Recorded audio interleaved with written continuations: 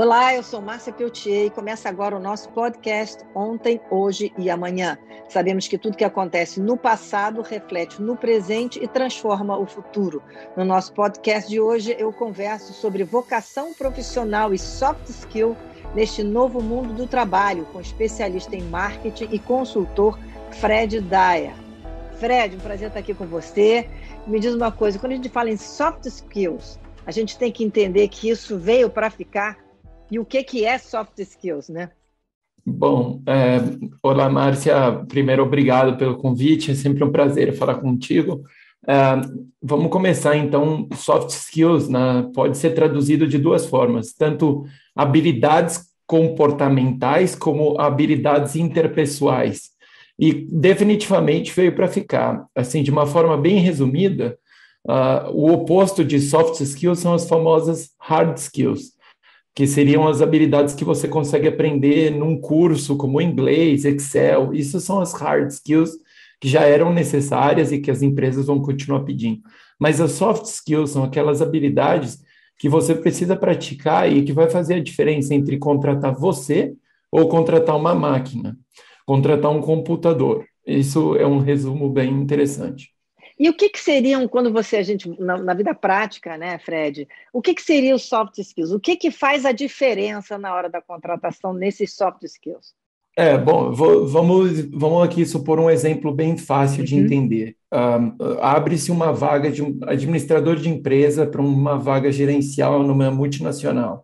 Eles recebem os currículos. Dois empregados que têm, dois futuros potenciais empregados que fizeram boas faculdades, os dois falam inglês, os dois conhecem Excel e dominam o assunto que é requerido. Mas um deles já passou por uma fusão, já trabalhou com resiliência, um deles já apresentou várias palestras no exterior. Então, por exemplo, entre as soft skills que eu falei aqui, comunicação é super valorizado no dia a dia de hoje. Uma coisa é você entender do assunto, a outra é você saber se explicar. Então, uma habilidade que veio para ficar é uma das mais requeridas nas empresas. Não adianta você entender do assunto se você não souber se comunicar, e cada vez de forma mais efetiva. Primeira soft skill que no dia a dia de quase qualquer profissão, comunicação é essencial. Outra soft skill cada vez mais valorizada seria a resiliência. Por exemplo, vamos pegar agora bem recente, a pandemia. Todas as empresas praticamente viraram de cabeça para baixo e quem soube se adaptar e ser forte no sentido de eu tenho que continuar entregando, seja na minha casa com meu filho, no escritório, então resiliência é um segundo soft skill essencial hoje na maioria das profissões. Os outros que a gente pode citar, por exemplo, trabalho em equipe, se dois funcionários no currículo, os dois já trabalharam nas mesmas áreas, mas um teve uma equipe, se deu super bem, para uma empresa, potencialmente, é mais interessante ter alguém que consegue trabalhar bem em equipe, porque ele vai agregar mais valores para aquele trabalho que tem que ser entregue. Eu posso citar milhares, mas assim, entre os mais famosos, eu também citaria a empatia, principalmente para os mais jovens, isso vem com muita força, porque a empatia não é só se colocar no lugar do outro, mas entender o que o outro está pensando. E quase qualquer função hoje no mundo do trabalho é importante você tentar se colocar no lugar, seja do cliente, seja do chefe, seja do pesquisador. Então, e empatia é algo que nós naturalmente temos mais ou menos, mas é uma habilidade que eu diria essencial. Criatividade, eu anotei algumas aqui para te lembrar, por exemplo, a questão da ética, que também é muito importante, é uma habilidade comportamental que a gente acha que não pesa, mas na hora de contratar alguém, obviamente que é importante você demonstrar a sua ética. Então, vai por aí. Agora, E no dia a Fred, dia isso está muito ligado à nossa vida, até familiar. claro. Aí eu fico pensando aqui, né? Antigamente você tinha aquela noção de que o chefe era um cara mais fechado, ele dava ordens, ele comandava, existia uma estratificação dentro das empresas. Quer dizer, com essa valorização dos soft skills, isso tudo mudou, né? Eu acho que horizontalizou e, ao mesmo tempo, deu assim uma virada para o lado mais, vamos dizer assim, das relações humanas, mesmo que seja uma indústria hard, vamos dizer assim. Na verdade, humanizou um pouco. Eu acho que a forma correta de interpretar é que está se humanizando as funções e a hierarquia dentro do mundo do trabalho. Quando eu digo humanizando, é que o chefe pode não ter as mesmas soft skills que os empregados. Aliás, essa é a empresa que funciona melhor, é aquela que consegue entender as hard e as soft skills ao mesmo tempo, compondo uma grande malha que cobre isso bem.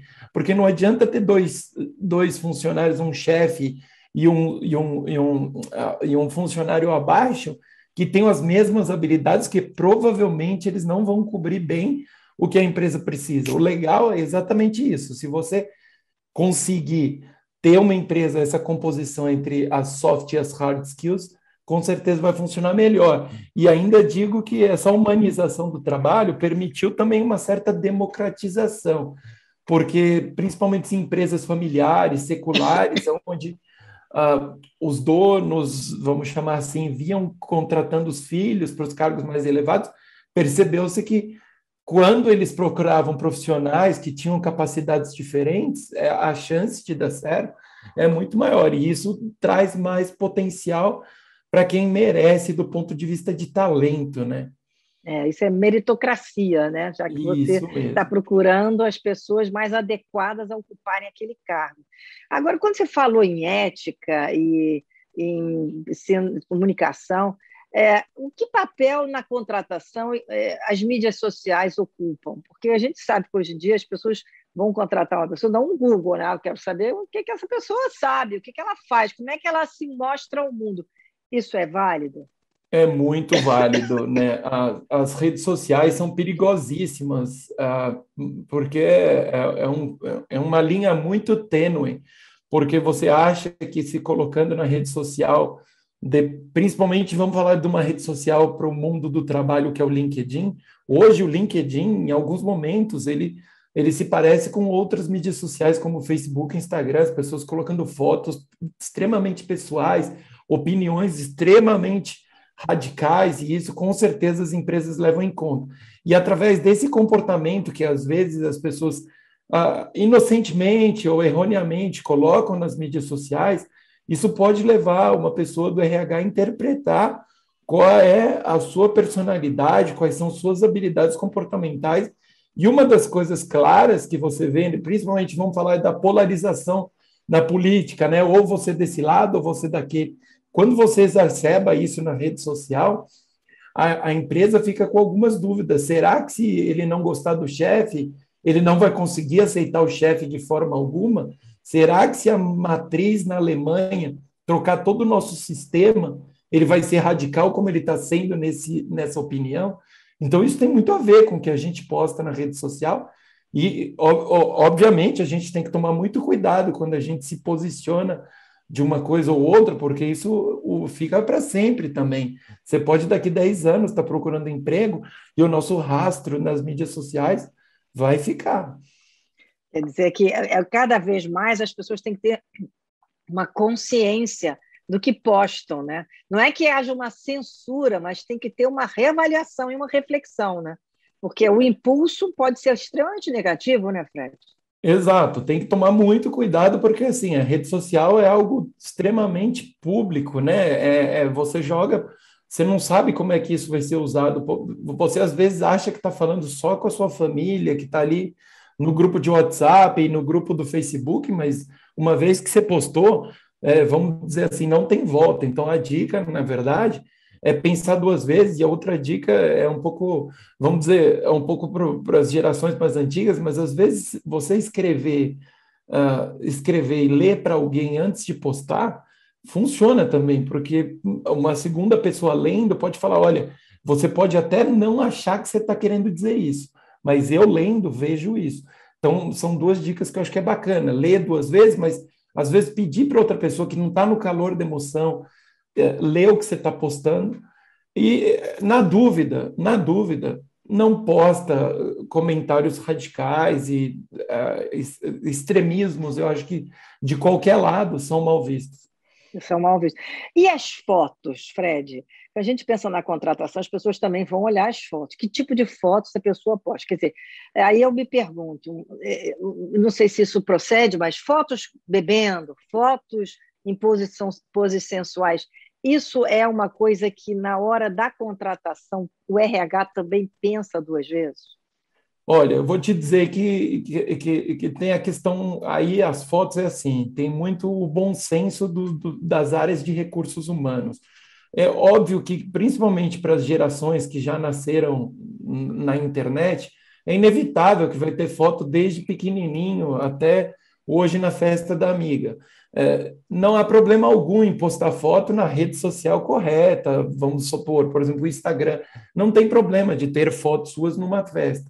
Agora, o conjunto da obra que diz mais. Se todas as suas fotos você está bebendo, ou na maioria das suas fotos você está bebendo, sugere aquela pessoa que só tem acesso àquelas fotos que você está mais propensa a beber do que se posicionar com a sua família. Então, diz muito do quais são suas preferências e como é sua vida social. Então, tem que tomar cuidado com os excessos. Muita foto também de biquíni, na praia. Não tem nada errado você pôr uma foto sua na viagem para Búzios, mas tem que tomar cuidado que se só tiver foto de você passeando, fica uma tendência de imaginar que você também vai querer continuar passeando. Olha, como é que é, né? Quer dizer, a pessoa às vezes está pensando que está postando uma coisa que é só pessoal, mas na verdade tem uma abrangência profissional muito maior do que ela imagina. E como você falou, fica para sempre, né? Então, mas a cabeça das novas gerações, eu vou dizer porque eu não pertenço a elas, né? Eles acham que isso é natural. E até que ponto isso vai ser natural no mundo dos negócios, né? Com certeza vai ampliando, vamos dizer assim, vai ampliando as possibilidades do que pode, o que não pode, né? Vai quebrando um pouco os paradigmas, as barreiras, essa geração que posta muito. Mas eu te garanto que assim não vão deixar de olhar as redes sociais, pelo menos até vir outra grande febre, mas hoje a rede social é algo, é uma ferramenta que os RHs usam porque diz muito sobre você. Então tem que tomar cuidado, e mesmo que as novas gerações que vêm postando, não é olhar para trás e falar assim, meu Deus, e agora o que eu faço? Sempre há tempo de melhorar, sempre há tempo de mudar. Então, do mesmo jeito que você posta sua foto na festa com a amiga bebendo, às vezes vale a pena você postar seu diploma que você recebeu do cursinho que fez ontem. Talvez não tenha tantos likes, ou vai ter só o comentário da tia dando parabéns, mas é tão importante quanto a foto que seus amigos dão like.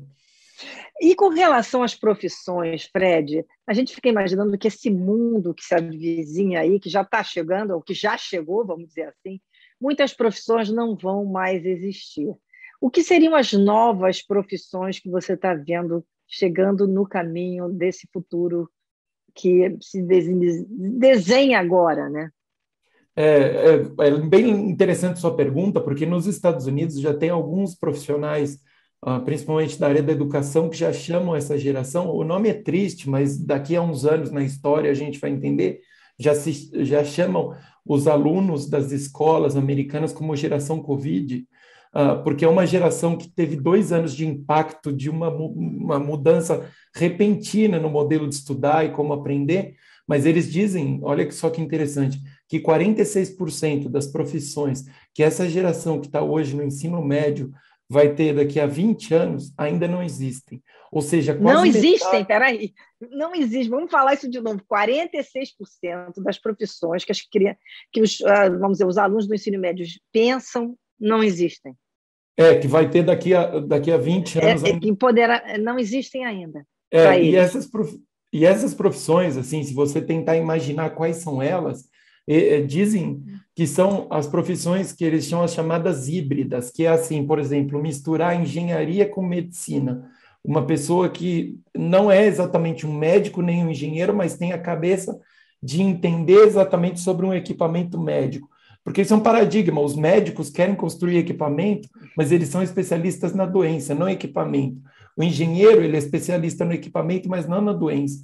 Então, consequentemente, essa é uma profissão super em alta, que é assim, aquele cara que entende de engenharia, ou aquela mulher, obviamente, de engenharia e medicina, porque dentro dessas duas correntes super fortes, vai ter que ter uma profissão que entende de tecnologia para medicina ou engenharia para medicina. E aí vão surgir profissões, porque se a gente olhar para trás, só para ficar mais fácil de entender, quando surgiu a administração muito tempo atrás, nos anos 60, 50, ainda era tido a pessoa que não sabe fazer, não sabe o que escolher na faculdade, vai fazer administração. Administração, é verdade. Não é verdade? Olha, hoje a administração se tornou uma faculdade que tem, dentro de administração, tem inúmeras opções, administração pública, privada, hoteleira, e aí vai quebrando em pequenas profissões. Então, quando a gente fala que 50% das profissões não existem, dizem muito que, obviamente, a tecnologia é uma área que, claro, que vai desenvolver muito,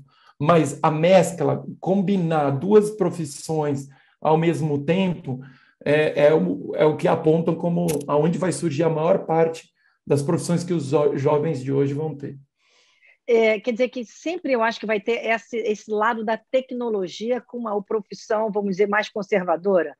Esse que vai ser vamos dizer assim, o balizamento, ou seja, unir alguém que está ligada na tecnologia com uma profissão mais tradicional? Certamente, a tecnologia avança numa velocidade que é impossível a gente imaginar que a tecnologia não vai estar envolvida em todas as profissões praticamente. Isso, com certeza, é um fato. Mas dizem também que algumas profissões vintage, que eles chamam, esse é o nome que dão nos Estados Unidos e na Europa, por exemplo, existem pessoas que dizem que um músico, em 2040, 2050, o salário médio de um músico vai ser maior que o salário médio do engenheiro nos Estados Unidos. Por quê? Porque tudo que você consegue ensinar para o engenheiro fazer, vamos dizer, quase tudo que o engenheiro faz, mais cedo ou mais tarde o computador vai fazer. Mas o músico, que conta com talento natural, habilidade, etc., é muito difícil você ensinar um computador a sofrer pela mulher amada. Então, dizem que algumas profissões que envolvem esse talento humano, que são as vintage, vão também ressurgir com uma força diferente. E quando eu digo músico, não é o cantor que se apresenta em show, grava música. Às vezes é a pessoa que tem a capacidade auditiva de entender como que um som no comercial vai influenciar o consumo, ou poder de compra, etc. Quer dizer que as profissões que têm como o seu, vamos dizer assim, o seu foco, né, o talento e a criatividade, essas profissões podem ter um boom no futuro. Aí para te ajudar mais e esse é um assunto que eu adoro, até sou pai e discuto isso com meu filho, o Elon Musk, Bill Gates, o Warren Buffett, essas pessoas que estão à frente da inteligência artificial, da internet das coisas, e o mundo da tecnologia, até no Vale do Silício diz-se muito isso, eles fizeram uma série de entrevistas com esses grandes nomes aí da tecnologia e perguntaram para eles, o que você faria se você fosse um jovem hoje para garantir seu emprego no futuro? E a resposta deles é linda. Eu faria a mesma coisa que minha avó me disse, que faz aquilo que você ama, aquilo que você gosta, mas, sobretudo, aquilo que é sua vocação. E, muitas vezes, a nossa sociedade, a gente esquece de olhar para a vocação e olha para salário ou olha para a remuneração. Vocação não é remuneração. E isso eu acho que é a resposta para quem estiver pensando. A vocação é cada vez mais importante, porque se você estiver seguindo sua vocação, a chance de você ganhar do computador que você vai estar competindo contra, ou daquele outro profissional que estudou contra tanto quanto você, tem muito a ver com o seu propósito, com o que vem de dentro. Então, vocação eu acho que é a palavra correta para usar nesse momento. Agora, Fred, como é que a gente encontra a vocação? Que muita gente, até nesse mundo agora tão plural, fica perdido, porque tem tanta opção. Bom, o que eu quero ser? Eu não sei. Existe ainda o teste vocacional, que foi uma coisa tão tradicional, ele foi modificado, ele existe? Como é que está isso? Não, claro, existem testes vocacionais e acho que para você achar sua e a vocação muitas vezes engana, né? Porque você pode, numa certa idade, ter uma tendência a certas coisas, então não existe uma resposta definitiva, assim. Eu vou dar um exemplo que é nato. Quem conhece ou quem tem médico na família sabe que é uma coisa assim, é muito claro, normalmente, os médicos, que é uma paixão que eles não conseguiriam fazer outra coisa na vida. Mas, vamos dizer, um engenheiro, um arquiteto, como é que a gente encontra a nossa vocação? Eu diria que existem várias formas. Existem os testes comportamentais, cada vez mais desenvolvidos e cada vez mais interativos também, que já tem, se você dá uma resposta aqui, ele já te gera outra resposta, então não dá mais para enganar tanto o teste vocacional como era aqueles que a gente fazia na escola. Hoje ainda dá, mas é mais difícil você se vamos dizer, autocriminar a ir para uma tendência. Então, teste vocacional existe, mas eu sugiro testes comportamentais. Agora, eu vou te falar a verdade, o que é a grande barreira é a escola, na verdade, é o modelo do ensino médio muito focado no Enem. Esse é o grande problema hoje, porque como o Enem, vamos te dizer, te achata ser um número em 2 domingos ou 3 domingos, que é o vestibular, você fica muito restrito a ser um número, que é a nota que você tirou em 14 ou 13 disciplinas que você tem que prestar um exame e você baliza por resultado de exame, não porque você fez nos 12 anos anteriores. E isso faz com que o brasileiro, normalmente, estou falando do Brasil, a gente olha muito para 25 profissões no máximo, 30 profissões, e isso afeta a nossa capacidade de achar a nossa vocação. Porque como você só pensa em medicina, arquitetura, direito, aquelas clássicas, e tua família também só vê isso, teu tio pergunta, e aí, vai ser arquiteto mesmo? E você ainda não sabe? Essa pressão toda acaba gerando uma sociedade e uma geração que é difícil para eles olharem e falar assim, eu sou criativo, gosto de número, mas não quero ser engenheiro, quero ser uma outra coisa. Então, minha resposta é, quanto antes você se propor e você se dedicar a atividades não só acadêmicas, é óbvio que tem que ter as hard skills, que é aprender inglês, aprender Excel, se formar, isso tem que ter, é natural e óbvio que isso vai continuar. Mas eu diria que quanto mais aulas, estilo desenho, música, circo, quanto mais você usar outra parte do seu cérebro e testar fazer coisas novas e não necessariamente acadêmicas, mais chance você tem de se achar naquilo que você gosta, porque você vai estar vendo suas características interpessoais, se realmente você é criativo, se realmente é comunicativo. E aí mais 2 conselhos é sempre conversar e ouvir feedback, entender o que as pessoas acham de você. Você pode se considerar extremamente criativo, mas talvez no grupo você não seja tão criativo assim, e isso pode te mostrar, eu sou criativo, mas também tenho a tendência a isso. E nada como as outras pessoas que estão à sua volta para te contar o que você parece ser. Então, vale muito e cada vez mais aulas individuais, conversar com sua mãe, conversar com sua tia, que lembra quando você era pequeno, você desenhava muito bem, parou de desenhar, aí depois com 45 anos, quando você está lá na multinacional, você fala, por que eu não continuei desenhando? Não deixe isso acontecer. É verdade, as pessoas. Outro dia fiz até uma reflexão sobre isso, que a gente tem que resgatar um pouco aqueles sonhos da infância, nem que seja para transformar isso num hobby, numa atividade paralela, porque aquilo é altamente recompensador para a pessoa. Eu até fiz essa reflexão aqui no meu Instagram, porque eu acho que é verdade. Fala, Fred. Márcia, é interessantíssimo você olhar, e assim, os ouvintes vão pensar muito nisso quando eu falo. Quando a gente vai procurar a escola, o maternal dos nossos filhos, sobrinhos, netos, a escola legal é que tem circo, que tem balé, que tem pintura, que deixa o aluno ser quem ele quer. No ensino fundamental, o brasileiro que pode, claro, classe média, para cima, põe no inglês, judô, põe uma atividade extracurricular. Mas quando chega no ensino médio, a gente fala assim, filho, estou generalizando, claro, mas a gente fala assim, filho, esquece tudo que eu falei para você ser diferente, você precisa passar no vestibular e você tem que estudar para 14 disciplinas. Vê se não é contraditório o que a gente faz. Totalmente, totalmente contraditório. Aliás, essa questão no ensino do Brasil, a gente quando faz alguns paralelos, né, e a gente sempre acaba fazendo com os Estados Unidos, porque os filmes também invadem sempre o nosso universo, os filmes americanos, e mostram isso. Lá eles têm atividades paralelas muito interessantes, eles têm música, banda, né? O esporte é muito, muito forte, né? E aqui a gente sente que isso é meio desinteressante ou desinteressado das escolas de uma maneira geral, o que é uma pena, né? Porque já é o caminho desse novo mundo que deveria estar aqui, né?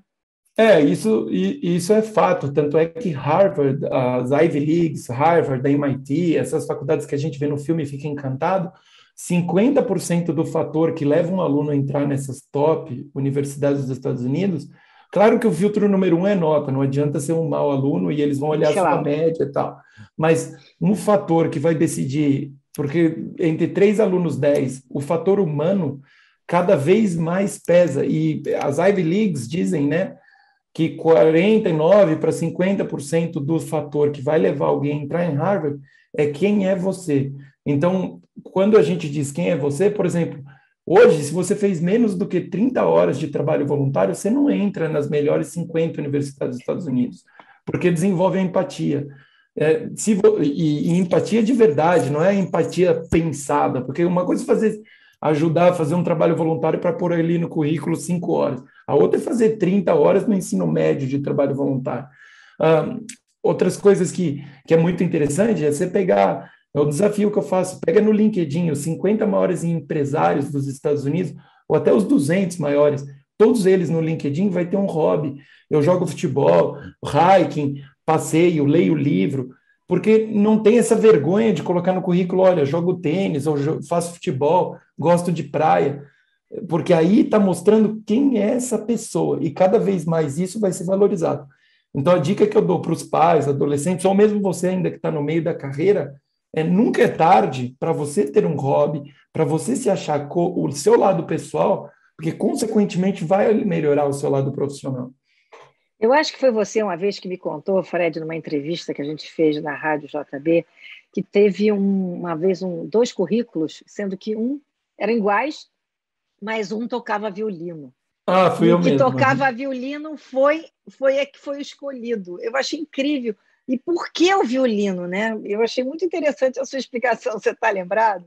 Claro, não, essa história me marcou e até hoje eu lembro. Mas o violino, a diretora de RH da época, uma grande consultoria multinacional que me contou essa história, os dois tinham feito faculdades incríveis, as melhores faculdades do Brasil, os dois tinham feito intercâmbio, currículos extraordinários, mas um dos dois escreveu que ele tocava violino no currículo, e isso foi o fator diferencial. Por quê?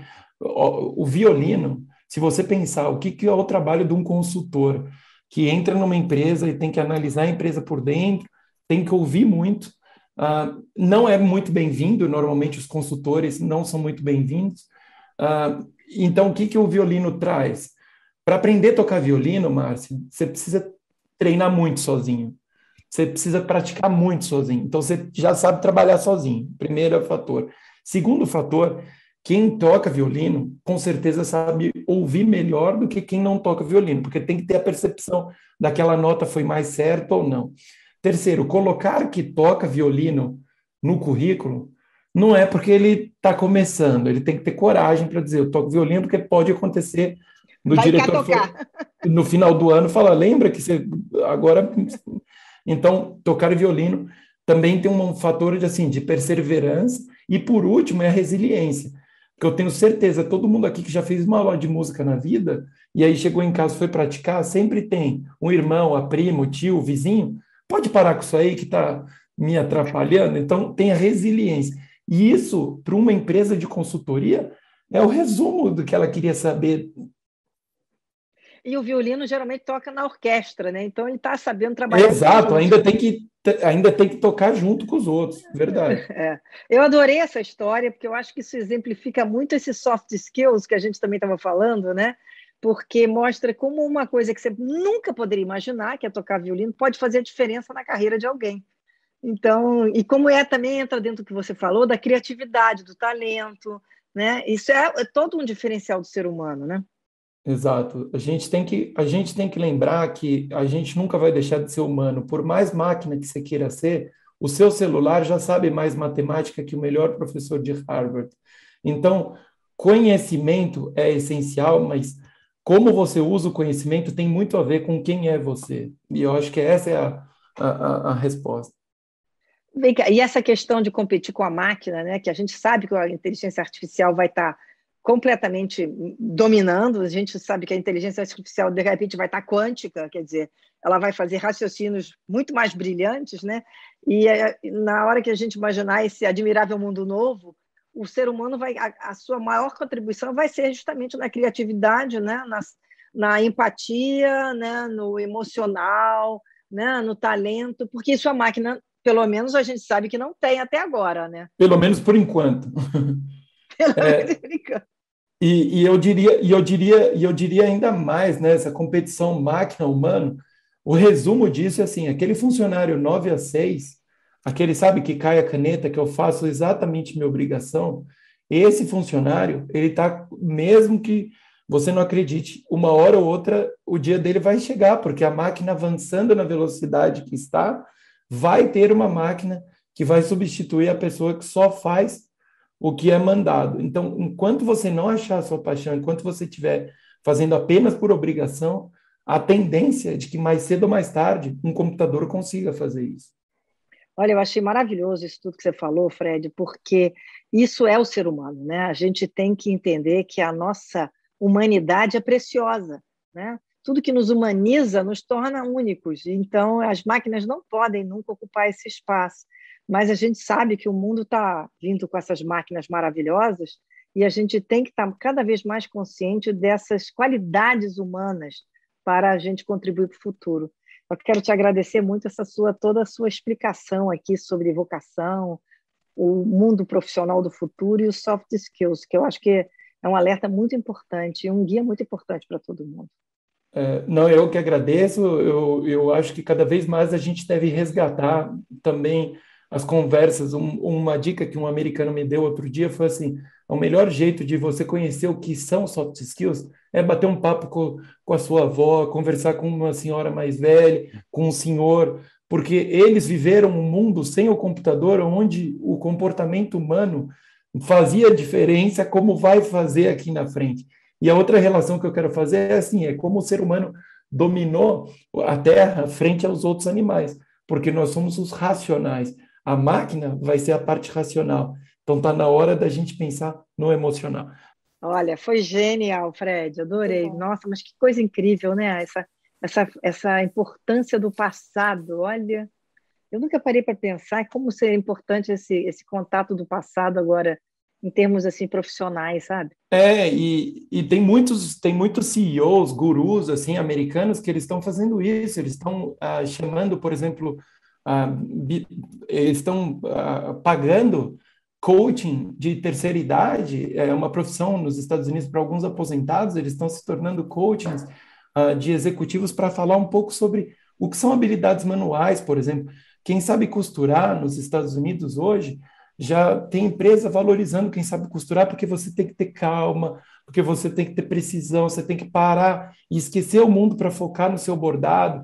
Então, quando eles dizem para ir conversar com a avó, é porque às vezes a avó pode contar um pouquinho como é que era a escola dela, no sentido de fazer uma letra direitinho hoje.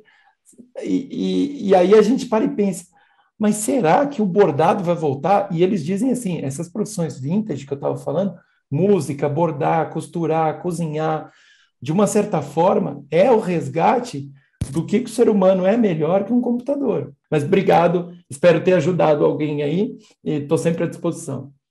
Fred, foi maravilhoso. Eu adorei o conselho de conversar com as avós e com as tias para saber do passado o que será o futuro. Isso é que é mais incrível, porque o futuro vai levar em consideração essa vivência do passado e tem tudo a ver com o nosso podcast aqui. É isso aí. Obrigado, Fred Daé. Foi um prazer falar com você. Obrigado você, prazer foi meu.